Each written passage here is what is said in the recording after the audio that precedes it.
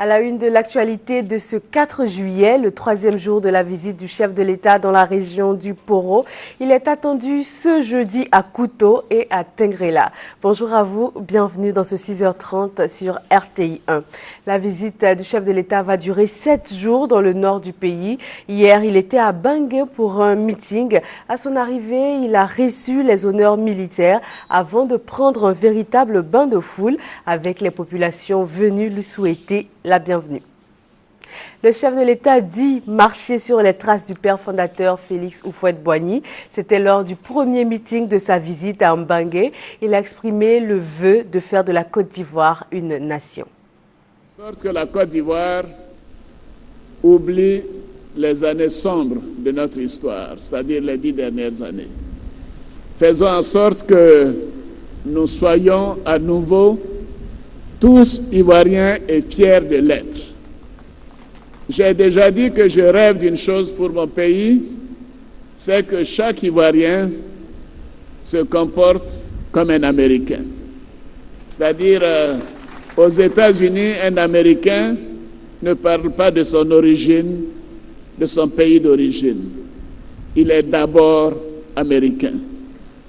Je demande que tous Ivoiriens, nous soyons d'abord Ivoiriens. Et que ce qui nous importe, c'est la Côte d'Ivoire. Et que la Côte d'Ivoire est au-dessus de chacun d'entre nous. Je sais que je peux compter sur les populations ici pour que nous puissions entrer dans cette nouvelle phase de rassemblement des Ivoiriens, de reconstruction de la Côte d'Ivoire. Donc je vous dis à très bientôt et au travail pour continuer de développer notre beau pays. Je vous remercie. Allocution du président de la République. Avant tout, le président Alassane Ouattara a rendu hommage au grand... Après Mbengue, le cortège présidentiel a mis le cap sur Ouangolodougou. Là aussi, le chef de l'État a reçu les honneurs militaires. Alassane Ouattara a ensuite procédé à l'inauguration du nouveau forage de la ville. Le reportage est de Thomas Guessambi.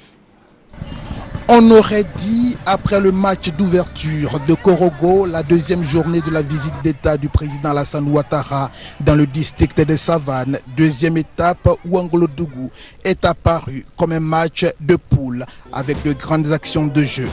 Honneur militaire à l'entrée de la ville, sur les ailes de la musique de la garde républicaine, le drapeau de l'État et sa garde, 3 sections du 4e bataillon de Korogo, 2 pelotons de l'école de gendarmerie de Torogu et d'Aloa, le tout sous les ordres du chef de bataillon Soro Draman, commandant du bataillon de sécurisation de l'Est, BSE. Avant de se rendre sur le lieu du meeting, une fin de corps du cortège présidentiel, l'inauguration des travaux de renforcement de la production d'eau potable de la ville, fluide du programme présidentiel d'urgence. Ici comme ailleurs, le président de la République savoure sa joie de voir un combat être gagné, donner à boire de l'eau potable à ses concitoyens où qu'ils se trouvent. Une action qui n'a pas manqué de commentaires. J'étais là au nom du ministre Patrick Haché, empêché. Il est heureux de faire des heureux. Ouangolo disposait de 400 mètres cubes d'eau par jour pour plus de 30 000 habitants. Cette ancienne station ne pouvait plus permettre aux populations de disposer d'eau comme il se doit. Donc, grâce au programme présidentiel d'urgence, une nouvelle station a connu le jour et a une capacité de plus de 800 mètres cubes par jour. L'ancienne a été réhabilitée, donc au total, ce sont plus de 1200 mètres cubes d'eau qui ont été mises à la disposition des populations de Ouangolo. C'est une fierté. Après cet acte, c'est avec le cœur léger, sentiment d'avoir apporté quelque chose de significatif à une population qui en avait tant besoin, que le président Alassane Ouattara s'est rendu sur le lieu du meeting tout en saluant une population venue nombreuse lui souhaiter Fotamana, y danser, Akwaba, bienvenue. Hier à Ouangolodougou, le président de la République a tenu le 2e meeting de cette visite. Les populations sont sorties nombreuses écouter le message de leur président. Il a surtout été question de pardon et de réconciliation. Municipalité qui a refusé du monde avant l'intervention du 100 nouveaux autobus viennent de renflouer son parc auto. Ces nouveaux engins arrivent pour soulager les populations des longues attentes aux arrêts de bus. C'est un reportage de Chantal Eouma. Gare routière d'Adjamé ce mercredi, Bolou attend le bus pour Koumassi. Avec lui, plusieurs autres passagers. L'attente est longue depuis les assis, depuis cette heure-ci-là.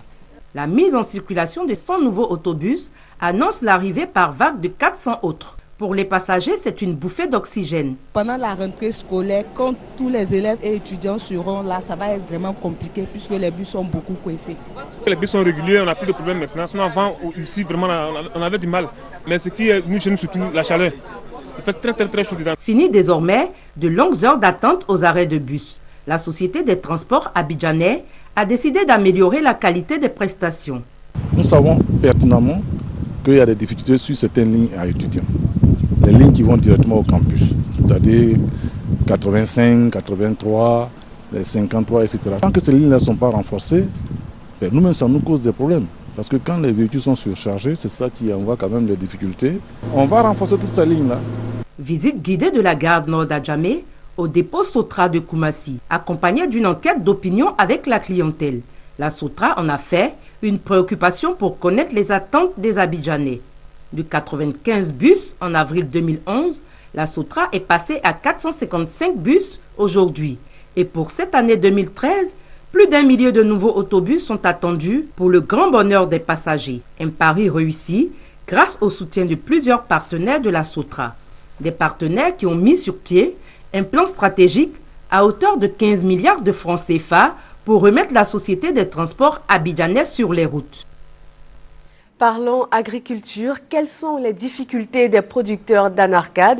C'est pour le savoir et trouver des solutions que l'Association nationale des producteurs d'Anarcade de Côte d'Ivoire a sillonné les zones productrices de la précieuse noix de cajou. Herman Niamien. Touré François et Bamba Souleymane sont respectivement planteurs d'Anarcade et responsables de coopératives. La deuil qu'ils mettent pour l'un dans l'entretien de sa plantation et pour l'autre dans la gestion de sa coopérative cache un mal profond. Le fruit de leur labeur, disent-ils, n'est pas rémunéré à sa juste valeur. Soit la télévision, elle ne te pas le prix, tu es content d'arriver ici. Si le chien ici, là, te dit non, bon, si on dit à la télévision, c'est pas ça. Parce que nous, on paye vous, maintenant on paye le transport, on paye le carburant. Donc ça fait que nous, souvent, on est découragés. Quand on finit de cueillir, on nous recommande de faire les tris, on sèche. Mais maintenant, pour commercialiser, maintenant, c'est tout un tas de problèmes. Maintenant, les gars viennent prendre ça à un prix dérisoire. 100 francs CFA ou parfois même 50 francs CFA, c'est le prix auquel se négocie le kilogramme de noix de cajou. Pourtant, les prix fixés par l'État de Côte d'Ivoire sont de 200 francs CFA le kilogramme bon champ et de 235 francs CFA en magasin. À cette situation déjà difficile s'ajoute le non-respect par certains producteurs des normes de qualité. Pour corriger ces dysfonctionnements, l'ANAPRO-Cajou, l'association nationale des producteurs de cajou, a initié une tournée dans les zones productrices de noix de cajou. Objectif, s'imprégner des difficultés des producteurs et leur faire part des réformes en cours pour l'amélioration de leurs conditions de travail et leurs revenus. Sans la transformation, rien ne peut nous réussir à travers cette filière. Et nous voulons sortir totalement de la différence des ventes de noix de cajou brutes et passer à la transformation. Et des grandes décisions ont été déjà prises, des contacts ont été déjà pris pour que l'ANAPRO-Cajou accompagne ses membres, ses coopératives à aller jusqu'à la transformation. Avec 700 000 tonnes déjà écoulées au cours de cette campagne 2013, la Côte d'Ivoire se classe au premier rang africain des pays producteurs de noix de cajou. 408 colis de friperie saisis pour non-dédouanement. L'unité spéciale d'intervention rapide des douanes ivoiriennes appelle à un dédouanement systématique de toute marchandise provenant de la zone hors CEDEAO. Landry Ponou, reportage. Interdit de faire entrer par la route ou la lagune des marchandises importées d'Europe, d'Amérique, d'Asie ou d'Afrique hors CEDEAO en Côte d'Ivoire. Il faut obligatoirement les amener par avion ou bateau à Abidjan ou San Pedro. C'est la loi depuis le 8 mars 2013 et elle s'impose à tous, même aux vendeurs de friperies. Ces convoyeurs en provenance du Ghana viennent de la prendre à leurs dépens. Ils ont été interceptés dans la nuit de samedi à dimanche sur les eaux d'Assini, juste après la frontière entre la Côte d'Ivoire et le Ghana.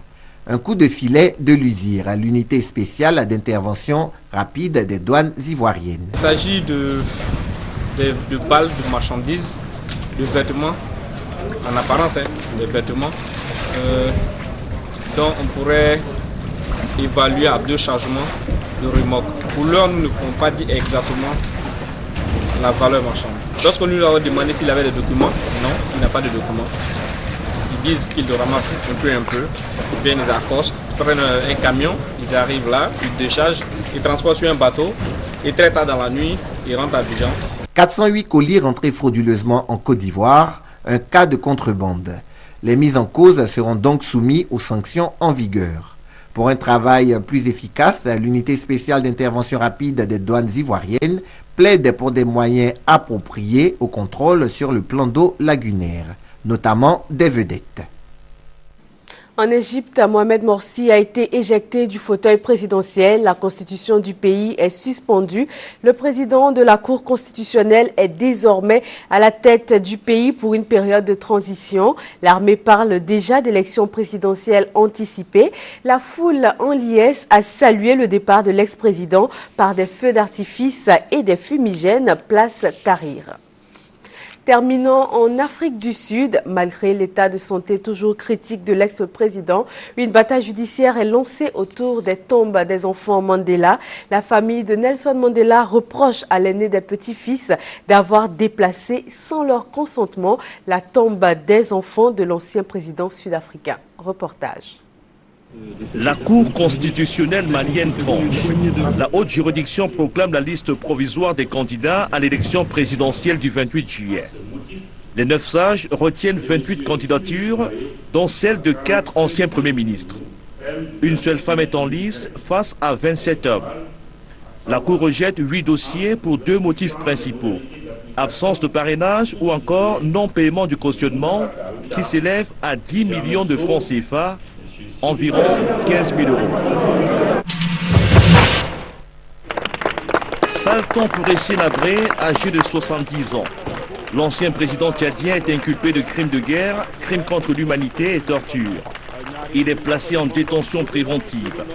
La décision rendue mardi à Dakar plonge dans les mois des partisans d'Essien Habré venus le soutenir. Les avocats de l'ancien homme fort de N'Djamena dénoncent une décision illégale. Voilà, vous avez pu le constater, c'est un bref tour en images de l'actualité sur le continent. Et c'est ici que s'arrête ce point de l'actualité. Merci de l'avoir suivi. Excellente journée sur RTI 1.